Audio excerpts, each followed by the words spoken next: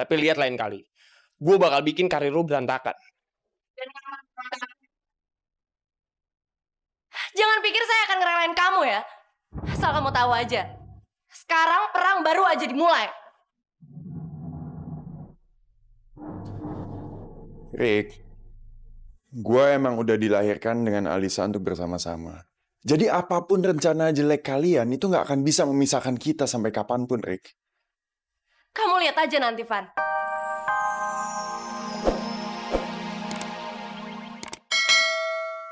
Rohim ini. Baik, Pak. Terima kasih.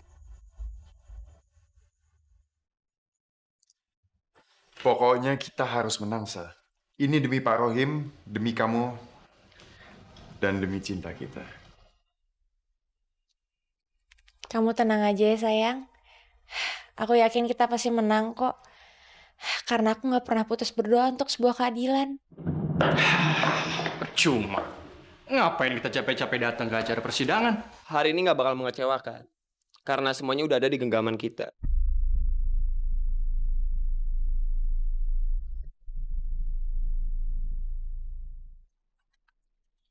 Semuanya dipersilakan masuk.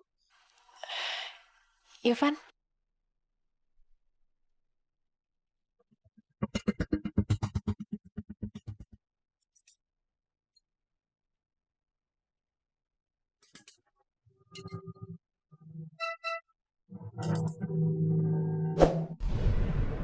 Majelis Hakim yang terhormat.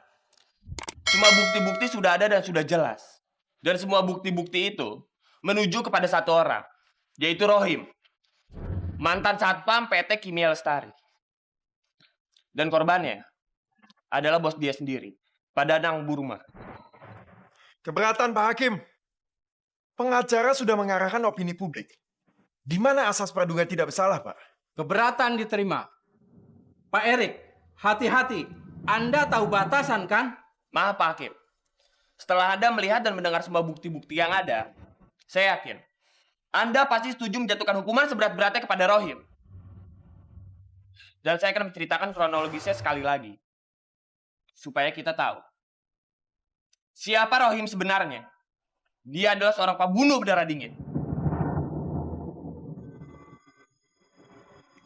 Keberatan, Pak Hakim. Peringatan kedua, Pak Erik. Oke, maaf.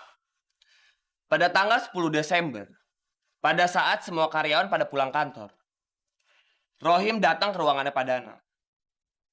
Padahal kita tahu sendiri, kalau Pak Danang itu nggak suka dengan cara kerja dia. Dan ada dua karyawan yang jelas-jelas mendengar kalau Rohim dipecat pada saat itu juga. Kita udah punya satu pertanyaan besar di sini. Untuk apa karyawan yang sudah dipecat datang pada malam pembunuhan itu? Kalau dia tidak punya niat khusus. Rohim kembali lagi malam itu. Dan dia masuk ke ruangan Pak Danang. Dan mereka terlibat cekcok besar. Dan pada akhirnya, Rohim mengambil patung besi itu dan memukul kepala Pak Danang hingga tewas. Ada motif, ada barang bukti, dan ada pelaku. Keberatan. Pak Erik, Anda melewatkan satu poin penting, Pak. Memang, Pak Rohim datang pada malam itu untuk minta maaf dan untuk memperoleh kembali pekerjaannya. Setelah itu, dia terlibat cekcok dengan Pak Danang. Dan memang benar juga, Pak Rohim mengambil patung sehingga di patung tersebut ada sidik jari Pak Rohim. Tapi kita semua tahu bahwa Pak Rohim itu bukan orang jahat. Karena dia tidak mampu untuk membunuh Pak Danang. Setelah itu, dia meletakkan patung tersebut dan meninggalkan Pak Danang dalam keadaan hidup. Tetapi ada satu hal yang tidak kita sadari. Bahwa di situ ada orang lain juga yang mendengar semuanya. Yaitu pembunuh yang sesungguhnya. Keberatan Pak Hakim. Saya akan buktikan. Sebelum Pak Rohim masuk ke ruangan itu dan bertemu dengan Pak Danang, ada satu orang lain yang sudah masuk duluan. Tetapi ketika orang itu mendengar langkah Pak Rohim masuk, orang itu langsung menyelinap keluar. Tetapi orang ini sangat pintar.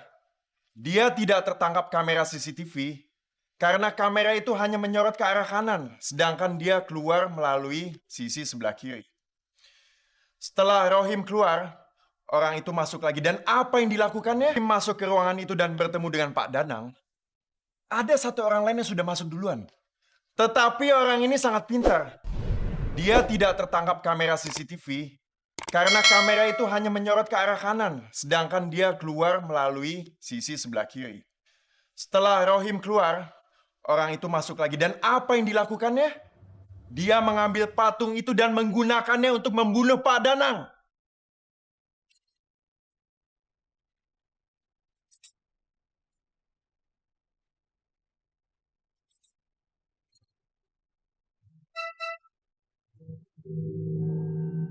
Tetapi dia pintar. Dia menggunakan sarung tangan sehingga di patung itu tidak ada sidik jari dia. Anda punya bukti.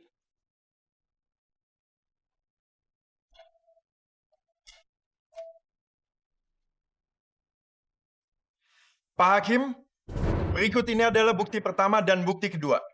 Setelah oknum itu menghabiskan Pak Danang, dia melarikan diri. Tapi dia pintar, dia tidak melarikan diri lewat pintu depan, melainkan lewat jendela. Tetapi karena dia tergesa-gesa, maka dia tersangkut di jendela itu, sehingga dia terluka. Bukti pertama adalah sepotong daging yang sudah mengering yang ditemukan pada pengait jendela Pak Danang. Bukti kedua adalah sampel darah yang sudah mengering yang ditemukan di tempat kejadian. Yang saya yakinkan adalah milik pembunuh sesungguhnya, yaitu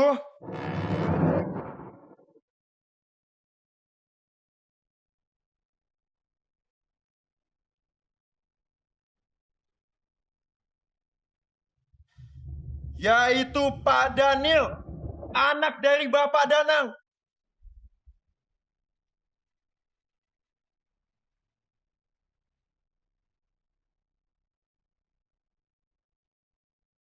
Keberatan, Pak Hakim.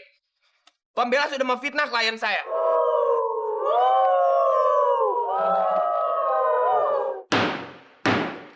Tenang. Tenang. Semua tenang. Pak Evan, Anda punya bukti valid. Pak Hakim, kalau Anda berkenan, saya yakin bahwa saat ini punggung Pak Daniel masih terluka dan masih dibebat perban. Dan kalau Anda berkenan juga, saya yakin bahwa potongan daging itu sangat cocok dengan luka di punggung Pak Daniel. Pak Daniel, apa golongan darah Anda? Keberatan, Pak Hakim. Pak Hakim, pertanyaan saya sangat penting, Pak. Saudara Daniel, silakan dijawab. AB negatif. Dan sampel darah barang bukti tersebut adalah golongan darah AB negatif.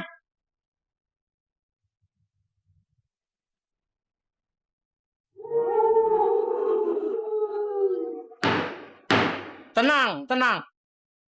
Majelis Hakim memutuskan Pak Daniel bersalah.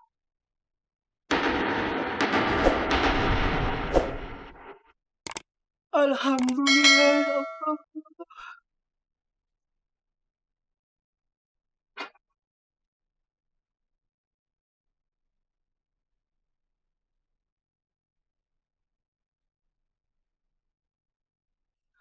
Alhamdulillah.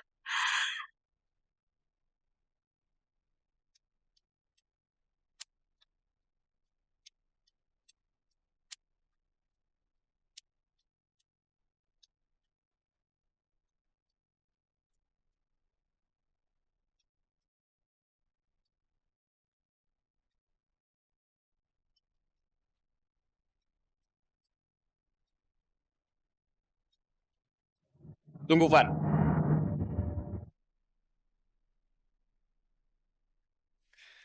Ada apa lagi sih, Rick? Lu mau nagih janji gua? Sekarang janji gue cuma buat Alisa. Karena gue akan menikah dengan dia sebentar lagi.